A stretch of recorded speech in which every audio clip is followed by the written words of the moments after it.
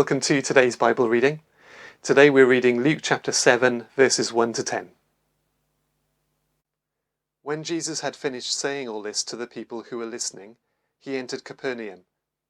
There a centurion's servant, whom his master valued highly, was ill and about to die. The centurion heard of Jesus and sent some elders of the Jews to him, asking him to come and heal his servant. When they came to Jesus, they pleaded earnestly with him, "This man deserves to have you do this, because he loves our nation and has built our synagogue." So Jesus went with them.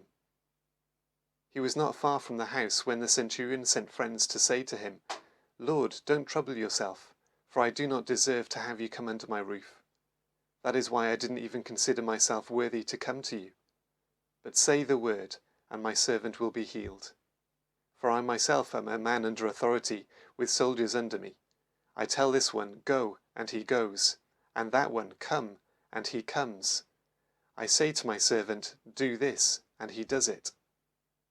When Jesus heard this, he was amazed at him, and turning to the crowd following him, he said, "I tell you, I have not found such great faith even in Israel."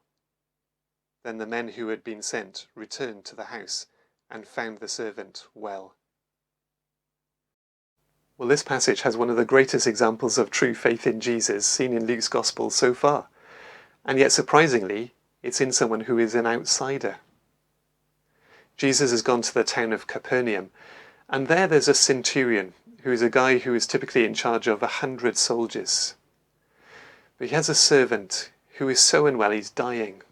And despite this man's power and authority, he's not able to do anything for his servant. But he's heard of Jesus, and so he sends some Jewish elders to go and ask Jesus for help.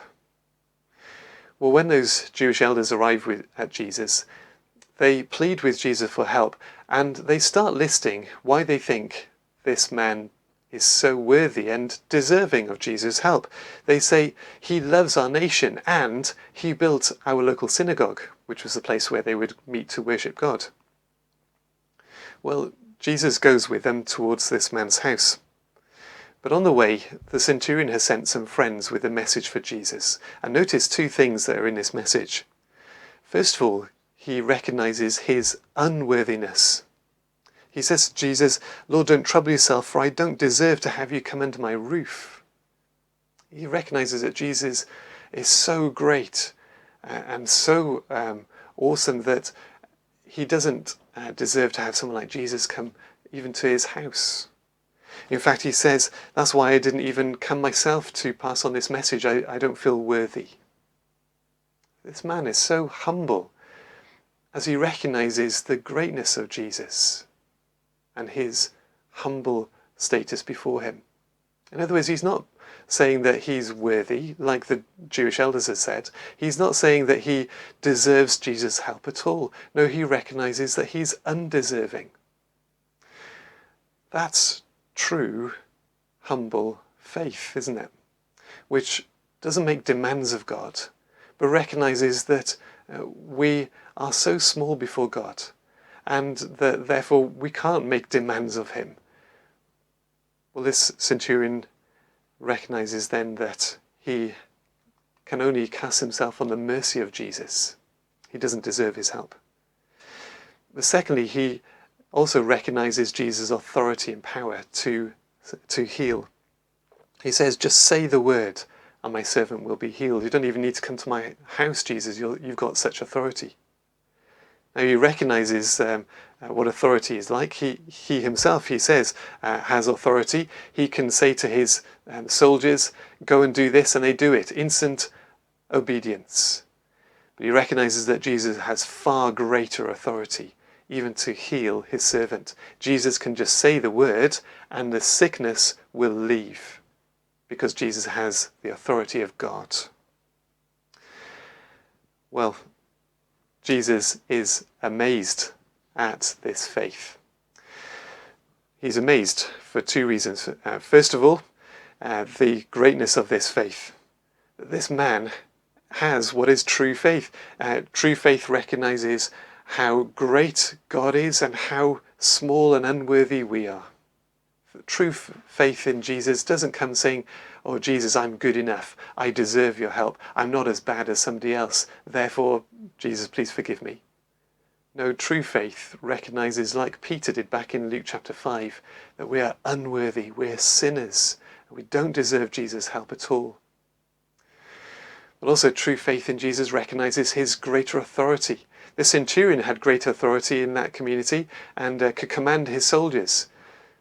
But he recognizes that was no authority compared to Jesus' greater authority to heal this man.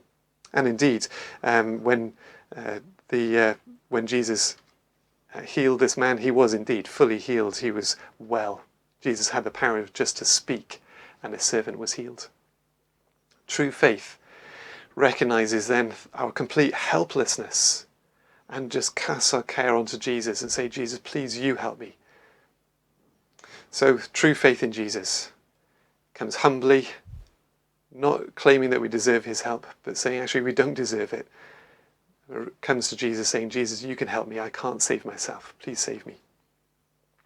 But also notice that Jesus is amazed that he's found this faith in someone who's an outsider. He says, "I've not found such great faith even in Israel."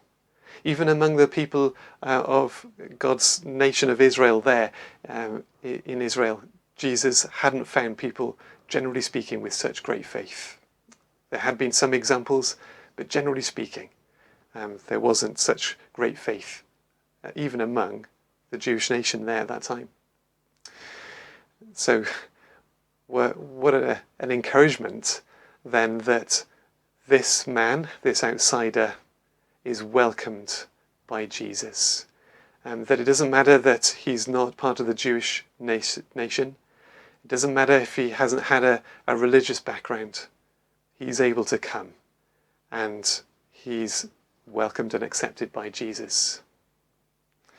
What an encouragement that would have been to Theophilus, who Luke was writing this book to. Back in Luke chapter 1, he addresses most excellent Theophilus, who's an outsider.